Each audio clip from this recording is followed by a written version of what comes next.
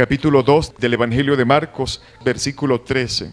Aquí vamos a enfocarnos en esta mañana precisamente en el llamamiento que Jesucristo, el Señor Jesús, hace a la persona de Leví. Esta persona que menciona Marcos aquí como Leví se refiere nada más y nada menos que ¿a quién?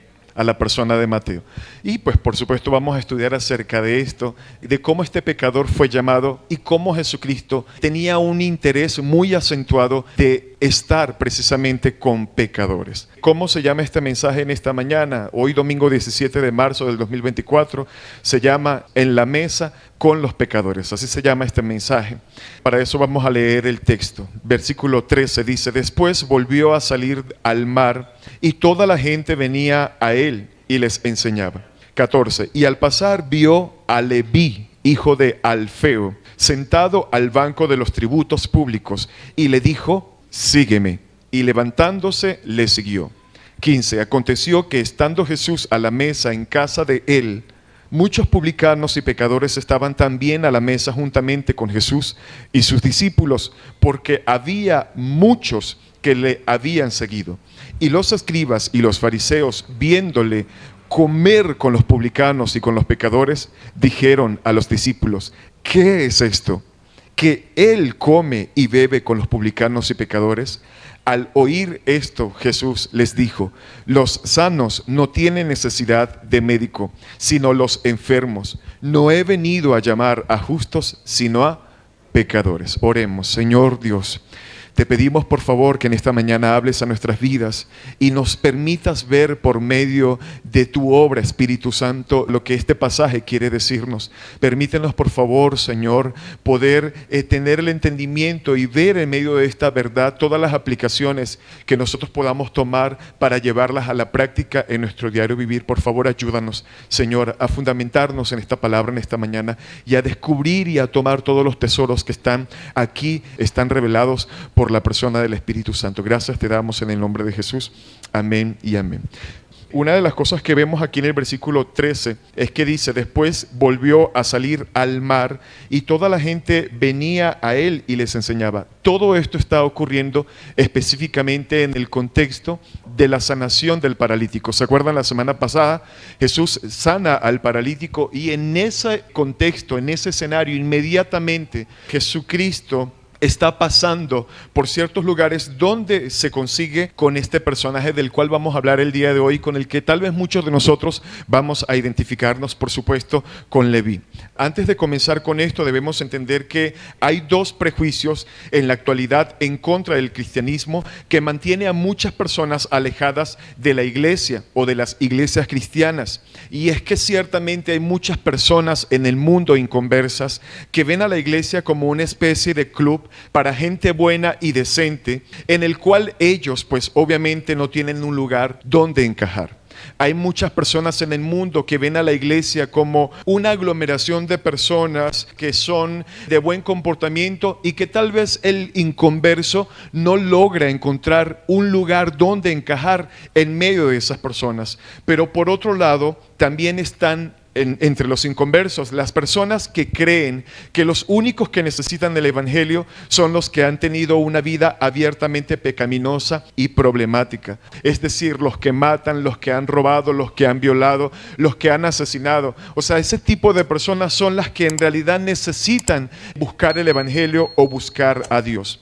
Y como ellos pues tampoco se ven a sí mismos dentro de ese grupo, también se mantienen alejados de la iglesia. Así que por un lado están aquellos que se abstienen de venir a la iglesia porque presuponen que ella está llena de personas buenas y decentes, mientras que por el otro lado están las personas que dicen o que tampoco vienen a la iglesia porque presuponen que ellos no necesitan el evangelio. Son estos dos tipos de bandos que encontramos en la actualidad en la calle. Personas que por un lado sencillamente dicen que no encajan en la congregación porque ellos no son buenos, pero también están por el otro lado las personas que sencillamente no vienen a la congregación y no quieren el evangelio porque ellos presuponen en sus mentes que el evangelio es solamente para los que según ellos se han portado mal. Pero sabemos, mis amados, que es algo completamente falso. El evangelio no es solamente para los drogadictos o para los alcohólicos. Esto es lo que tal vez piensa la gente de allá afuera, que se creen muy buenos y que se creen, digamos, perfectos, ¿no? Ellos dicen que no necesitan el evangelio porque para ellos, según su criterio, los que necesitan el evangelio son los drogadictos, las prostitutas, los alcohólicos, los ladrones, los políticos corruptos, pero para ellos sencillamente el evangelio no puede ser eficaz. Y precisamente esto es lo que veremos, mis amados, en el capítulo 2 del evangelio de Marcos. Volvemos a leer, aquí vemos claramente que estos dos grupos están completamente equivocados. Versículo 13 y 14. Después volvió a salir al mar y toda la gente venía a él, a Jesucristo. ¿Y qué hacía Jesús? Dice allí inmediatamente, y les enseñaba. Hacemos un paréntesis acá. Esa expresión que utiliza Marcos para decir que Jesús le enseñaba a las personas es que Él les estaba predicando la palabra, predicando el evangelio a cada una de estas personas. Y dice inmediatamente, y al pasar vio ¿a quién? A Leví, hijo de Alfeo, sentado al banco de los tributos públicos, y le dijo: sígueme. ¿Y qué sucedió inmediatamente cuando Leví, o sea Mateo, escuchó estas palabras? Y levantándose, le siguió. Vamos a detenernos por un momento aquí, mis amados, para ver quién era este Leví. Y pues por supuesto ya todos sabemos que Leví era Mateo. Vamos a detenernos para ver quién era este Mateo y quiénes eran esos publicanos. Recordemos que esto está sucediendo en el contexto de la sanidad del paralítico. Sale Jesucristo de sanar al paralítico e inmediatamente aparece esta escena tan maravillosa. Esta expresión que Marcos afirma aquí, donde él dice, y les enseñaba, nos revela la evidencia de que Jesús no vino al mundo primeramente para sanar enfermedades. Él no vino primariamente para eso, aunque lo hizo y formaba parte del ministerio. Jesucristo no vino primariamente para sanar enfermos. Aquí lo vemos, esa expresión, y les enseñaba la palabra, quiere decir que Jesucristo había venido al mundo primariamente como un predicador que traería el establecimiento del reino de los cielos a través del mensaje del evangelio. Ese sería el enfoque de su ministerio: predicar las buenas nuevas de salvación, es decir, la buena noticia. Es importante entender que Marcos nos dice que Jesús vio a Leví, el hijo de ¿quién? De Alfeo. ¿Lo vio dónde? Sentado al banco de los tributos públicos, y lo llamó para que lo siguiera. Pero por otro lado, en el evangelio de Mateo se nos dice que este Leví no era otro que el mismo Mateo, es decir, el autor del primer libro o evangelio que vemos en el Nuevo Testamento, donde se nombra a él mismo. Mateo se nombra a él mismo como Leví, y que aparece reflejado en la lista de los apóstoles designados por el Señor Jesucristo.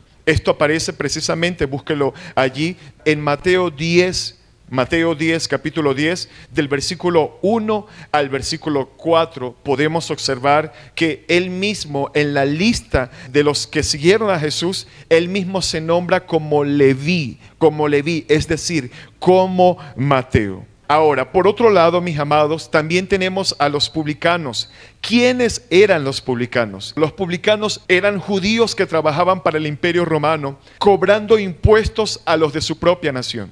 Los judíos en Palestina en el primer siglo pagaban muchos impuestos, por lo que estos individuos eran considerados como unos traidores para la nación de Israel.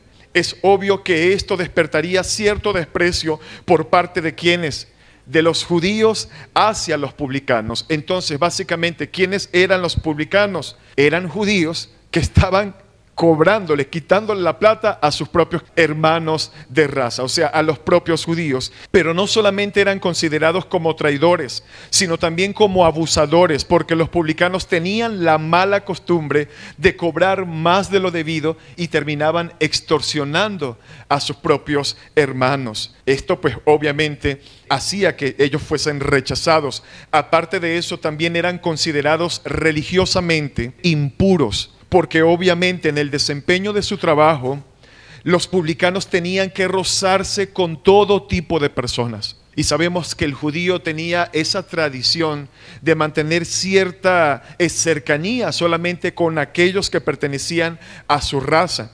Es importante entender que los publicanos no podían participar en las ceremonias religiosas en el templo como cualquier israelita normal, por causa de que tenían conductas obviamente pecaminosas al tener cierta codicia por el dinero y también por tener esta relación con todo tipo de personas. Eso inmediatamente hacía que los publicanos no podían participar de las ceremonias religiosas en el templo como cualquier israelita normal. O sea, ellos no tenían ese acceso al lugar o al templo del Señor porque estaban considerados como personas impuras. Ahora, hay un dato interesante acá que quiero que sepan, y es que existe un escrito judío llamado la Mishnah. Este documento o este escrito, donde se declaró en este escrito que se tenía que colocar a los publicanos al lado de los ladrones y de los homicidas. De hecho, una vez que estos individuos judíos aceptaban el cargo de publicanos, debían ser expulsados de las sinagogas. O sea, una vez que un judío aceptaba trabajar o pertenecer al grupo de los publicanos, inmediatamente era despreciado, era desechado de cualquier actividad religiosa en el templo, y aparte de eso, pues debían ser expulsados de las sinagogas, y esto pues obviamente era algo muy negativo para sus vidas. Una de las debilidades de los publicanos es que llegaban a desarrollar tanto amor por el dinero que, aún sabiendo que iban a ser rechazados y que su reputación se vería afectada, a ellos sencillamente no les importaba, les daba igual. Y a pesar de que sabía que iban a ser despreciados, ellos sencillamente no les importaba, porque amaban muchísimo el dinero. Ellos estaban dispuestos a sacrificar su reputación, ellos estaban dispuestos a sacrificar sus familias, ellos estaban dispuestos a sacrificar sus amistades con tal de alcanzar una mejor posición económica o monetaria. Y lo que es peor todavía, mis amados, ellos no podían participar de las actividades religiosas en el templo. O sea, en la mentalidad de aquella época, ellos quedaban excluidos de todo contacto con Dios. ¿Sí se está dando cuenta la situación en la cual se encontraba Mateo Leví, al que Jesucristo está llamando? ¿Sí lo está observando? Estas personas de las cuales acabamos de hablar, esta situación de ser rechazado, de ser considerado un traidor, un ladrón, un pecador, de ser considerado alguien que extorsionaba a su propio pueblo, en esta condición se encontraba nada más y nada menos que Mateo. Él era parte de ese grupo de publicanos pecadores que sencillamente no tenían ninguna oportunidad.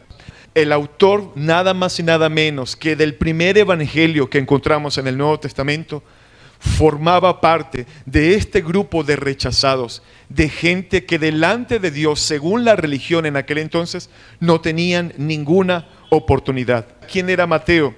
Mateo era un idólatra que le había vendido su alma al imperio romano. Era un codicioso, era un traidor, era un ladrón, era un extorsionador, era un abusador. En eso, mis amados, se había convertido Mateo.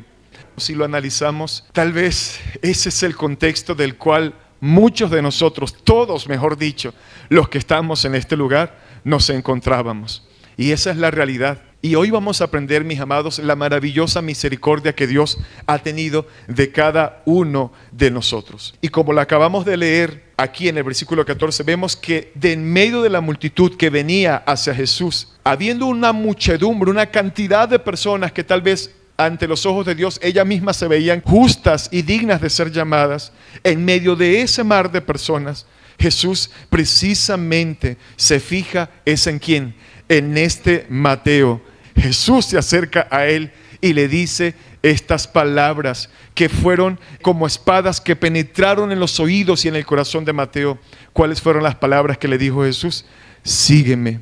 Lo impresionante de todo esto, mis amados, es que allí habían personas buenas y decentes en el mar de Galilea, con una reputación intachable a los ojos de los demás, pero el Señor no se fijó en ninguno de ellos, ni en ninguna de esas personas. Lo primero que nosotros encontramos en este pasaje es que Jesús procura asociarse con personas que eran inadecuadas para transformarlas en sus discípulos.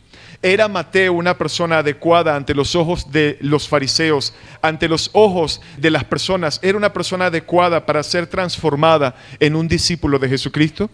No lo era, era el que menos calificaba para poder serlo. Jesús se fijó en el rechazado. Jesús se fijó en el odiado, en el publicano. Él se fijó en ese individuo sin escrúpulos y lo llamó para que lo dejara todo y lo siguiera a él. ¿Cuál es la esencia, mis amados, del llamado que Jesús estaba haciendo a Leví? Vamos en este momento a analizar eso, y es algo muy importante que de verdad yo le pido que preste toda la atención y que podamos entender la esencia que encontramos intrínseca acá en el llamado que Jesucristo, el Hijo de Dios, le hace a Leví. Es necesario resaltar que esa palabra que aparece en el versículo 14, sígueme, es un imperativo presente, lo que quiere decir que el llamado que Jesús le hizo a Mateo no fue para que viniera a pasar un buen rato con él. Eso era un llamado para toda la vida, o sea, hasta que él sencillamente muriera. Necesitamos comprender esta gran verdad. Jesús le hizo un llamado, y ese llamado que Jesús estaba haciendo a este hombre era a seguirle por el resto de su vida. En otras palabras, mis amados, Jesús le está diciendo a este hombre: a partir de este momento, quiero que dejes atrás tu codicia, quiero que dejes a un lado todos los ídolos en los que has puesto tu confianza, y que me sigas únicamente a mí.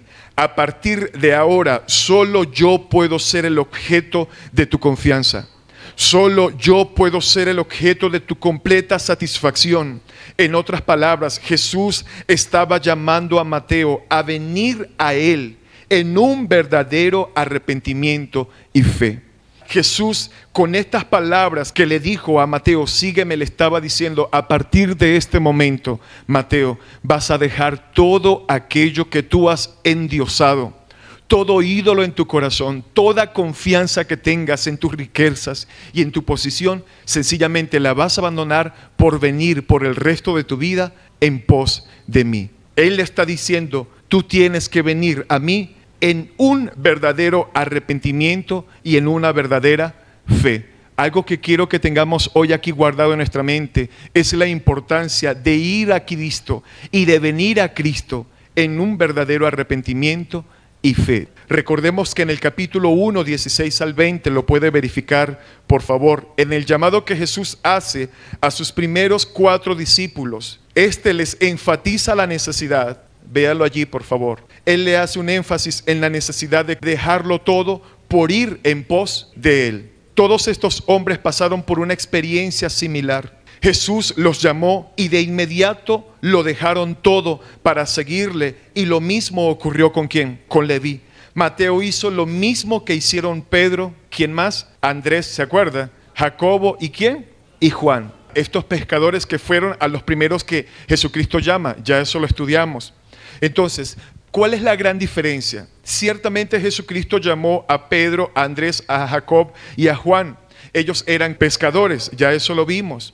Pero hay una gran diferencia, escúcheme acá y analice esto. Hay una diferencia entre el llamado que Jesucristo hizo a Mateo del llamado que hizo a Jacobo, a Pedro, a Andrés y a Juan. ¿Y cuál es la gran diferencia? Bueno, la gran diferencia de Mateo a estos 4 hombres anteriores es que si un publicano, escúcheme, si un publicano decidía abandonar su puesto de trabajo, ya no podía volver a tomarlo nunca más en toda su existencia, en toda su vida.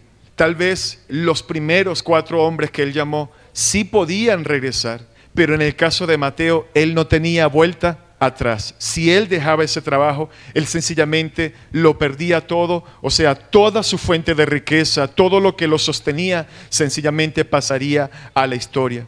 Es en este preciso momento, mis amados, donde vemos la esencia del llamado que Jesús hace a este hombre. Mateo estaba tomando la decisión de cortar por completo con lo que había sido su vida hasta ese entonces, para seguir a Jesús. Y es eso precisamente a lo que la Biblia llama conversión. Ojo acá, ¿qué hizo Mateo?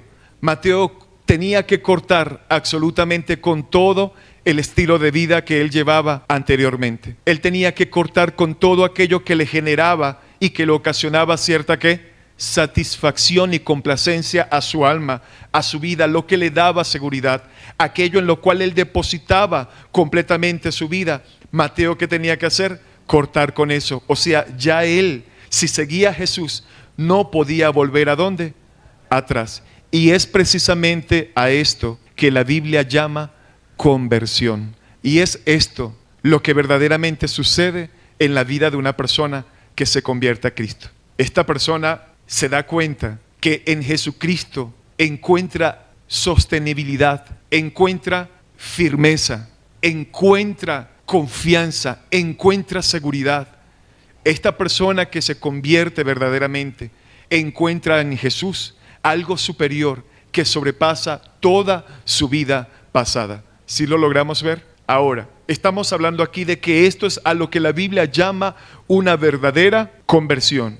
En este nuevo nacimiento espiritual que se llama conversión, presta atención acá por favor, porque es importante que usted filtre su vida hoy a través de esto que está escuchando. Por favor, hago un llamado a que usted filtre su vida, su relación con Dios a través de esta verdad que estamos hablando. Vea a todo lo que Mateo tuvo que renunciar. Vea cómo Mateo experimentó una verdadera conversión. La conversión es ese nuevo nacimiento espiritual donde la persona se ve su condición de pecado y muerte por medio de la misma obra de Dios y le hace ver la superioridad de la gracia del Señor para rescatarlo de su propia perdición.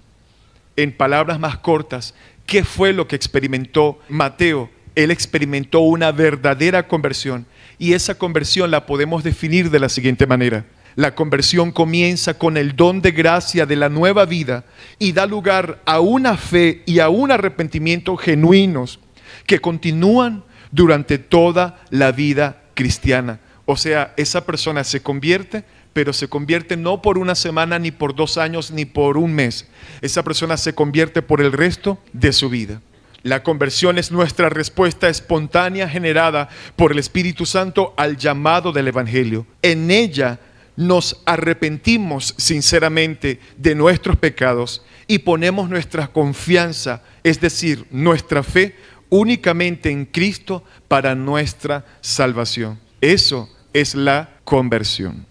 Es importante que todos los que estamos en esta mañana, en este lugar, según esto que estamos escuchando, esto que nosotros podemos describir que es la conversión, y esto que vemos que está sucediendo en la vida de Leví, en la vida de Mateo, sea un filtro para nosotros, para que nos demos cuenta si verdaderamente estamos convertidos o no estamos convertidos. Y como pastor se los tengo que decir. La conversión se trata de un cambio radical en nuestra perspectiva de vida que viene como fruto de un cambio de corazón. Y si se acuerda, cuando hablamos de la bienaventuranza, entendemos que el corazón no es músculo que tenemos acá y que bombea sangre a todo nuestro cuerpo. El corazón es el interior de donde nacen todas las cosas. Es esa parte interior que está ligada al alma, al espíritu de la persona, de donde se emanan todas las cosas que nosotros hacemos y que de alguna manera afecta todo, nuestra conducta, nuestra manera de pensar, nuestra forma de vivir.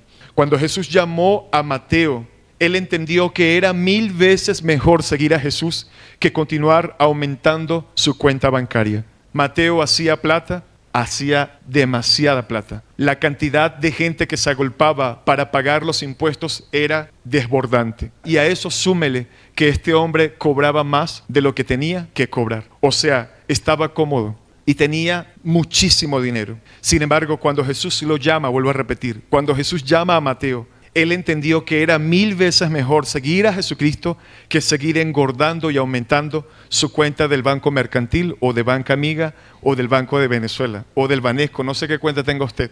Pero él le dio más importancia seguir a Jesús que seguir engordando su cuenta. En otras palabras, Mateo, por el llamado de Cristo, dejó de ser un idólatra. Este hombre era idólatra y una de las principales cosas que él idolatraba era ¿la qué? Era la faja. Era la paca allí guardada debajo del colchón, ¿no? Si es que en aquel entonces lo tenían. ¿Qué sucedió con Mateo aquí? ¿Qué está pasando con Mateo aquí? Imagínese a Jesús allí enfrente de Mateo. Mateo acomodado con toda su oficina. Él era el gerente ejecutivo, el principal. Estaba allí montado, mi amado. Este hombre no necesitaba nada. Imagínese a Mateo con su cara allí y Jesús parado en ese momento en cámara lenta. Jesús lo mira a los ojos y le dice esa palabra que retronó en su mente y en su cerebro: sígueme. Por primera vez en su vida, Mateo había encontrado algo que era a sus ojos infinitamente superior a todo lo que él había atesorado hasta ese momento. Por primera vez en su vida, Mateo había encontrado algo que era a sus ojos infinitamente superior a todo lo que él había atesorado hasta ese momento. Yo les estoy diciendo a ustedes que todos los que estamos en este lugar escuchando esta palabra debemos filtrar nuestra vida y nuestra conversión a través de esto que le está sucediendo a Mateo en este preciso instante. Ante los ojos de Mateo, Jesucristo se había convertido en algo que infinitamente era superior a todo lo que él había acumulado hasta ese entonces. La pregunta es, mis amados, ¿esto está sucediendo hoy en tu vida con la persona de Jesucristo? Tal vez eso que tú atesoras y que tú no quieres que absolutamente nadie te lo toque, eso ha pasado a un segundo plano delante de la persona de Jesucristo.